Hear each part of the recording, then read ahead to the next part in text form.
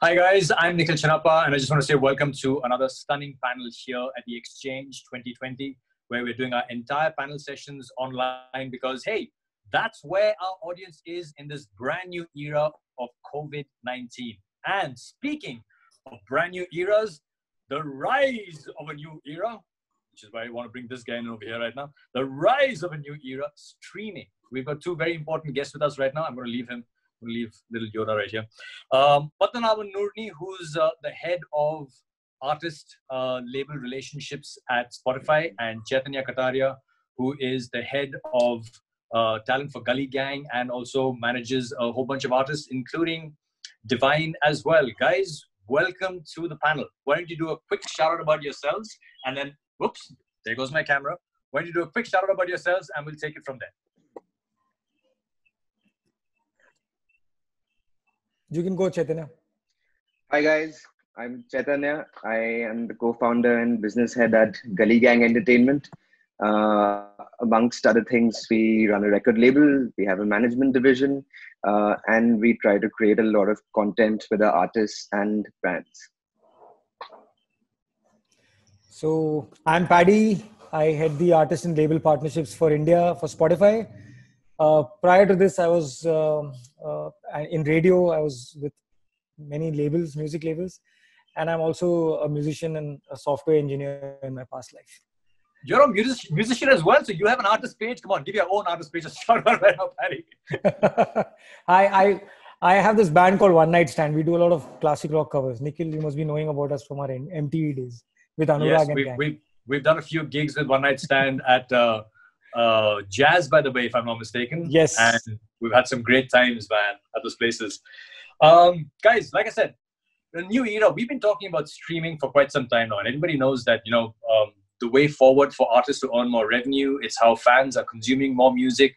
I was having a conversation with somebody today who said, man, I miss the good old days of MTV where you used to play music videos. And I said, well, technology has changed. The way people consume music has changed.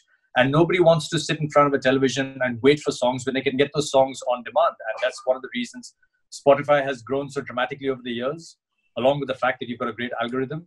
And Chaitanya, for you as well, managing artists, you know that revenue streams have been, well, they're not the best in the world. We'll talk about that in a while, but they've been significant from streaming as well. So first, Paddy, how has Spotify changed the game, both for established and upcoming artists globally, not just in India? So the first thing is personalization. The algorithm engines and the personalization that is there in the app very strongly is a non-biased way of supporting everyone who's put content on the platform to ensure that the people who want that content get it. That's the first and foremost thing. And that a lot of exclusions are part of it. Like, for example, if I'm a heavy metal listener, telling me of a latest release of a Hindi Bollywood film will not appear on my app. It won't be intrusive. It will give me the latest heavy metal releases. It will tell me, hey, Metallica is releasing a new album. Check it out. So ensuring that I get the best of the heavy metal because I'm a heavy metal fan, and ensuring that a Punjabi listener gets Punjabi music when it's released. That's the crux of how Spotify works. So it's unbiased towards every artist and everyone gets what they want, That's the most important thing. Chaitanya, you're actually sitting at a very interesting point in time in history where the old music economy and the new music economy are sort of changing over. There was the record selling economy, the gig economy, and now the streaming economy, and now the online economy is starting to develop. So what is most interesting about this entire phase 2020 where we are right now? What is it that excites you the most, Chaitanya? Nikhil, despite the situation we find ourselves in, the most exciting thing I find that unlike many of Western countries, we are far away from having to realize our digital potential, specifically in the Indian subcontinent. Till date, not even half of our population is online, if we added the stats. And out of that, a very small and comparatively very small number is on streaming platforms like Spotify and other audio and video DSPs. So the scope for growth is a lot. We're at least, I think, a good 3 to 4 years away from fully realizing to the potential, and it coming to a point where the number of monthly listeners, the number of new subscribers, they plateau. So I think it's a very exciting time for musicians if they use the right strategy, if they put focus towards growing their online presence through platforms like Spotify. There's a long way that they can sustain their careers. But when it comes to streaming services and the potential for headroom, which Chaitanya was talking about, that not even half our audience is online right now, that must be a very interesting part of the pie for Spotify to be in India right now, because markets like America, I'm assuming, I won't say they're saturated, but they're well connected with streaming services. Whereas the room for growth in India, the headroom, is enormous. Are you seeing a huge jump in the number of subscriptions and listenership in this Corona phase that we're in right now? So to answer it in two parts, the first part, yes, the opportunity is huge. If you see the numbers that are exchanged outside, it's not half, it's much lesser. The total number of people on a streaming platform today, if you see the total number, give and take a few here and there, are 200 million people, and we have a population of 1.2 billion. So the challenge is huge and the potential is also huge. So that said, it's about penetration, it's about going into deeper markets, it's about getting into various languages that we have and connecting with all the interior markets. So that is one part of it. As far as the situation currently is concerned, what we have noticed is, I can't divulge in specific numbers as such, but what we've noticed is the growth of independent music in terms of more releases happening in independent music, and obviously lesser releases happening in the film music space because it stopped. So there aren't any new film releases happening. So there aren't any music releases of those films happening either. So that gives a lot of opportunity for the independent music to also grow. And that we're seeing that growth in a very, very large way within a few weeks, actually, of getting into this situation. So let's talk a little bit about these independent musicians. And Chaitanya, feel free to jump in as well, because this refers to a lot of your artists, because you work with a very wide roster of artists, not just the ones that are well developed. What is the discovery mechanism on Spotify right now? If I'm a career musician, but I'm not well known, and I'm living in a remote corner of India, I'm connected. What do I need to do on Spotify in order to get noticed? What do I need to do in order to be seen? How do I get onto Spotify's curated playlist? What are the tips and tricks that I should be paying attention to as an upcoming artist, whether a DJ, a composer, or an independent band? So I'll break this up into points, and in an order. The first thing that you need to do is get your music right. A lot of people do not understand that one part of getting the whole production right. I'm assuming that let's talk to the most important part done by the artist. Okay, the production is right, everything is right. Now what do you do next? The most important thing is get yourself a good aggregator or a label to release the music through. So there are various labels in the country depending on the kind of music that you have, and there are labels that are strong in certain kinds of music. Choosing the right label is a task, and it is something that you must put time away from your normal job to research on. You have to Google out on what a Universal is doing, what a Sony is doing, what a T-Series is doing, what a Z is doing, and whether any of these labels are important for you. Or if you think that maybe a label is a little later in my stage, I might just want to put out my content and see how it's doing and maybe garner streams from there, you can look for an aggregator. In the aggregator space in India right now, there is Believe, there is Orchard, there is TuneCore, there is CD Baby, there is Horus Music, various guys sitting over there who are doing tremendous work with a lot of artists. So choosing that aggregator, choosing the right aggregator is the second part. So either a label or an aggregator, depending on how well you. And if you ask me today, if there is this whole mythical thing about we don't need a label anymore, or labels don't do anything for us, or I can just go through a streaming. All these are not true. Not okay. Hold on. Hang on. Then let's ask Chaitanya this. Chaitanya, is a label important anymore? I think the definition of and how people perceive labels independent music and Bollywood in India is little misconstrued. In the West, traditionally, an independent artist is someone who is not on a label, because the label culture has been sort of ingrained in music business right from the beginning. In India, I would consider anything that is not related to a Bollywood film as independent, be it on a label or be it released to an aggregator or however. Now, the most important thing that artists of all kinds need to understand and try to sort of gain more knowledge with their management or themselves is how to work with a label. How can they benefit you and how do you benefit them? It's very important to understand that it's a symbiotic relationship wherein each party has to benefit in the best case scenarios. Of course, there are misbalances here and there, which is why it's more important than ever people understand how recorded music, how publishing, the various factors under it, you have to educate yourself and then take the decisions accordingly. So yes, if used well, a label can really do wonders for you. But if you don't know how to sort of maximize your engagement with the label, then it can harm you as well. So there are both sides of the story. So are you saying that the label business in India has developed a certain amount of maturity? Because when I first joined MTV, and there were a lot of sort of labels floating around at that time, and many of them really didn't know what they were doing. They're just signing on artists and releasing cassettes without actually spending any time on thinking about how to work with their artists, or develop artists, or plan their marketing. Are you saying that today labels in India have gone further down the road and they're now working to those agendas, both in terms of marketing and developing artists and planning out a release schedule, creating a runway of things to do when an album comes out or when an artist is putting out a single? Is that what's happening now? I would Absolutely. Yeah, slowly, but it's happening. And I think the one marker towards that is the growth of what is termed as non-film music across the board, across genres, be it hip hop, be it pop, be it indie pop, whatever it might be. It's I think it's the labels are sort of changing the tact in which they work in India. Okay, Paddy, you were saying something? So I was saying, yes, I agree with you. Labels have changed. And I mean, I wouldn't say that even previously they were not doing a great job. They were doing a great job depending on what time it was at that point, what was required was being done. Right now, the changes are happening because of the fact that the whole market has changed.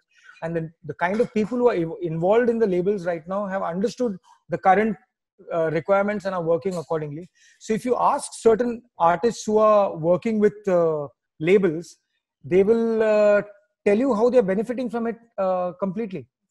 And coming back to the point, there is no such hard and fast rule as, oh, I don't need a label or I need a label kind of a thing. It's, frankly speaking, if you ask me very simply, if I was a label and if you're an artist coming to me, I think the first thing that I would want to know is what's in it for me and how can we work together so that we can benefit for you. I mean, it has to be a very mutual relation and symbiotic relationship. It's a very symbiotic relation, and it has to be about how the artist also gets to a point that it's not just about, hey, I've got a great piece of music. You need to release it. I mean, you need to understand how good it is. It's not like that anymore. It's about understanding each other's value, about how much value each can bring to each other. Yeah. Having said that, it's actually in India, if you see, it's going back to the old ways of traditional ways of how music was released in the international world. You had to get out of your home, be known in your mohalla, in your town, get famous, get little bigger, and then a label notices you, you get bigger, and then you become a global. This is how it should be, and it's always been that, and now it's coming to that. A lot of artists I know, Nikhil, are very shy to even let their neighbor know that they're musicians.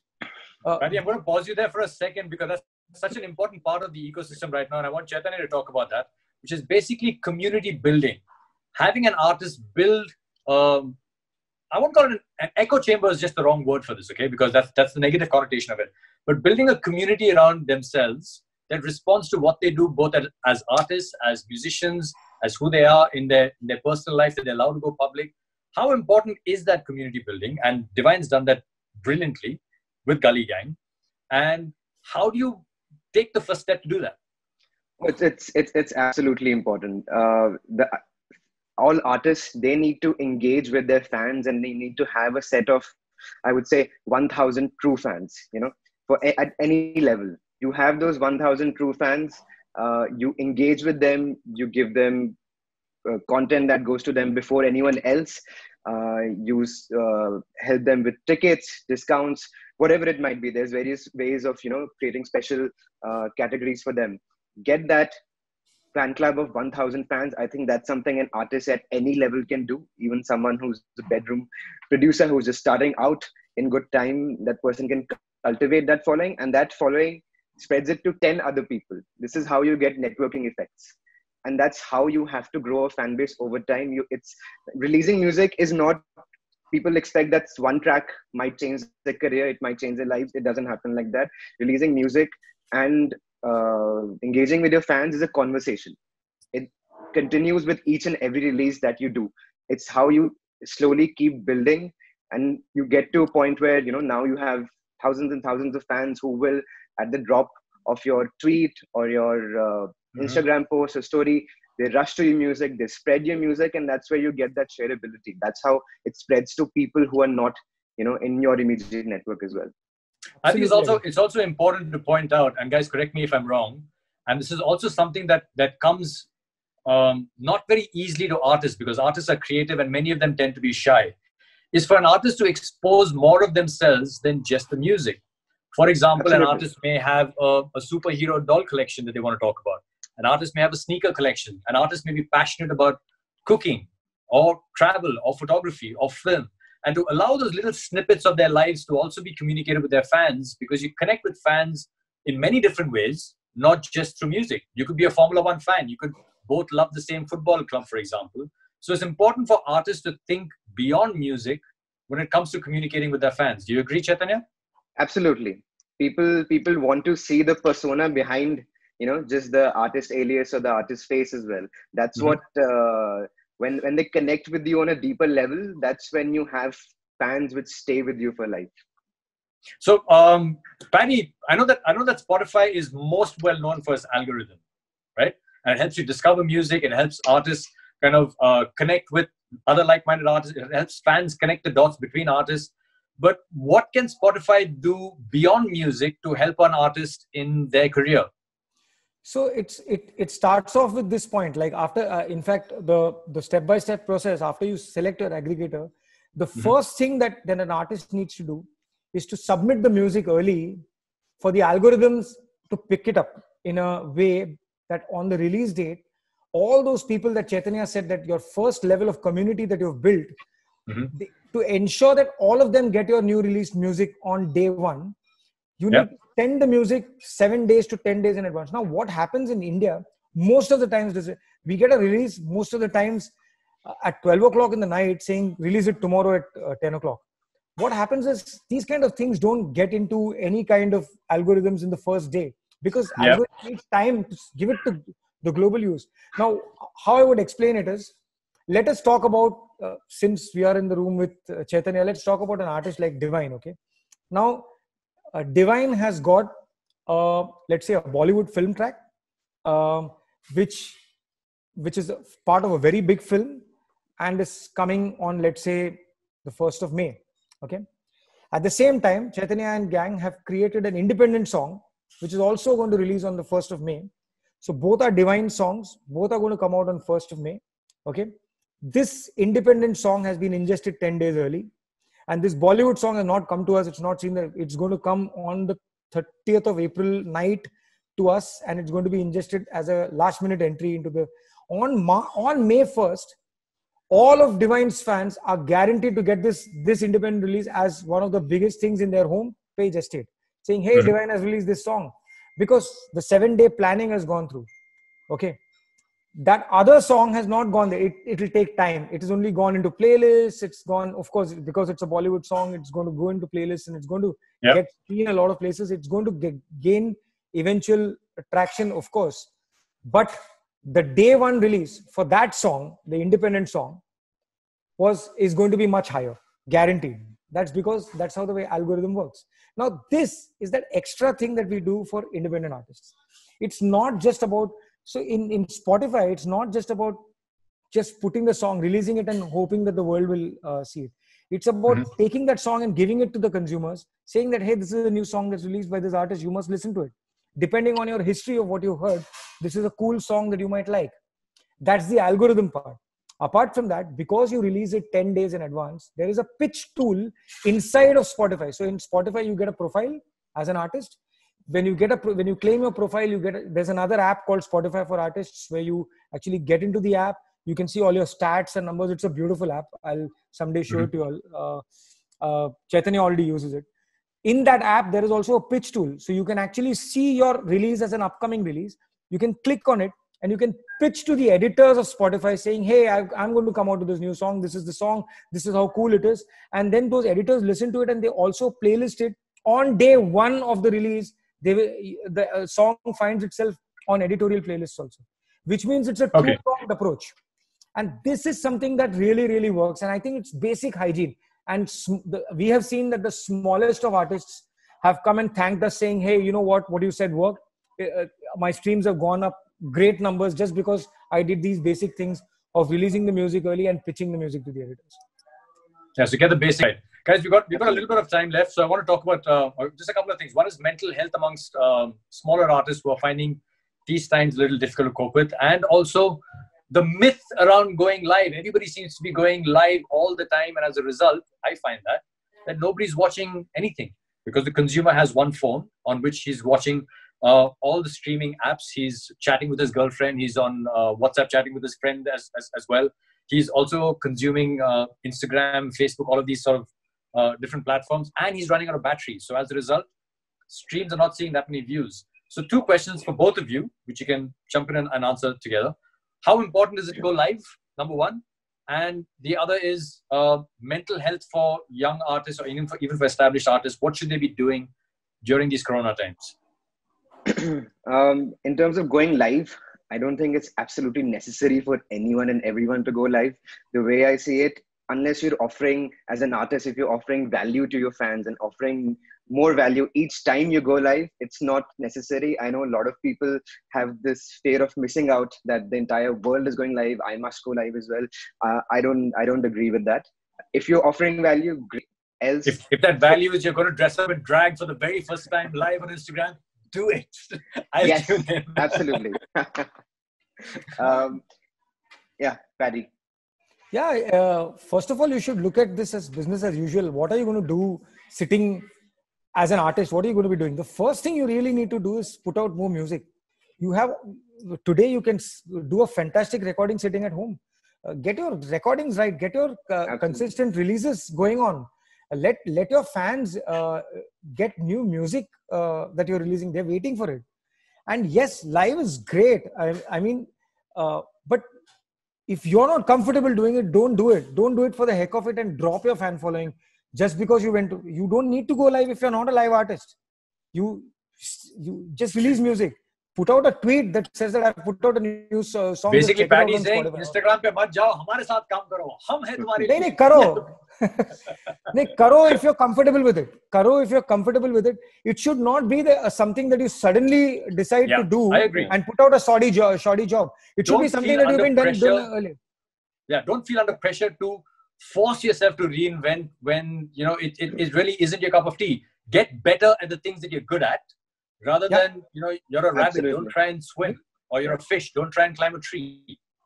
Yeah, absolutely. And mental health, guys. Do you want to add a little note about how important that is during these very stressful times?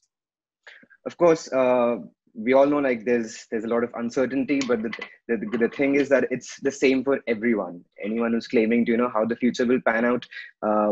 I would, there's so many variables for us to get obsessed over things.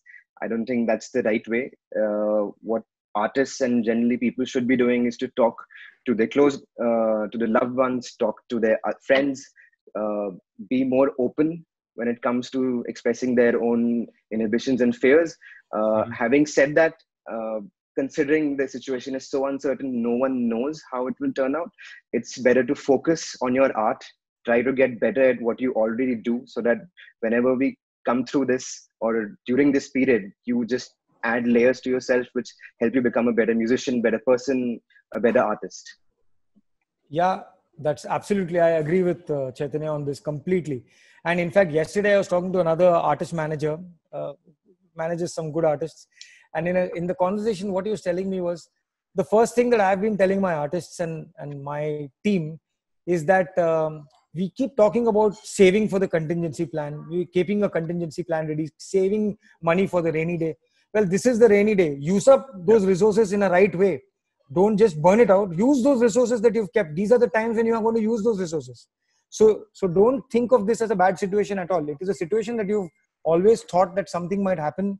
Not exactly a situation like what exact definition of what happened today, but you always thought that something might go wrong somewhere and you might have a contingency. This is that something that went wrong. Use that reserves over there. Use it properly. Like Chaitanya said, build on your art. Try, enhancing what you've been doing within the situation that you're in. Absolutely agree with Chaitanya on that. I just like to add one more thing to that, guys, is that people who work in the gig economy, this will eventually pass. So right now, don't panic, don't get stressed. Reach out to family, reach out to your parents, reach out to your brothers and sisters and to friends around you if there's a cash crunch. But also understand that when this thing passes, you're not going to be back at 100% immediately. So work that is happening at a value of 100 in December last year may start off by happening at a value of 10 or 15 or 20. And you slowly need to adapt to that. So plan that whenever your life is going to start coming back to normal, it won't happen suddenly. It'll happen very, very gradually. So don't panic. Stay the course. Work on your craft. And I have one small alternate take on this live thing. Okay. Having seen the live business, one live gig that any artist does, the crowd ranges from 3,000 to what, 15,000, maybe 20,000, 30,000. Okay.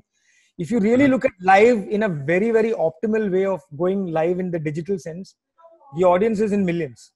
So if you really do it right, you are setting up a big standard for even surpassing everything. Even after this whole situation is over, you might be the. That's another panel, Paddy. Some of us are already working on that concept, yes. By the way, of how do we kind of capitalize on this audience that has now become used to watching things online, because for 2 months that's all they've been doing. And so it's now in we've got millions. to capitalize and make it exciting for them to watch things online. So we're working on it in the millions. Guys, thank you so much. Chaitanya, any parting words?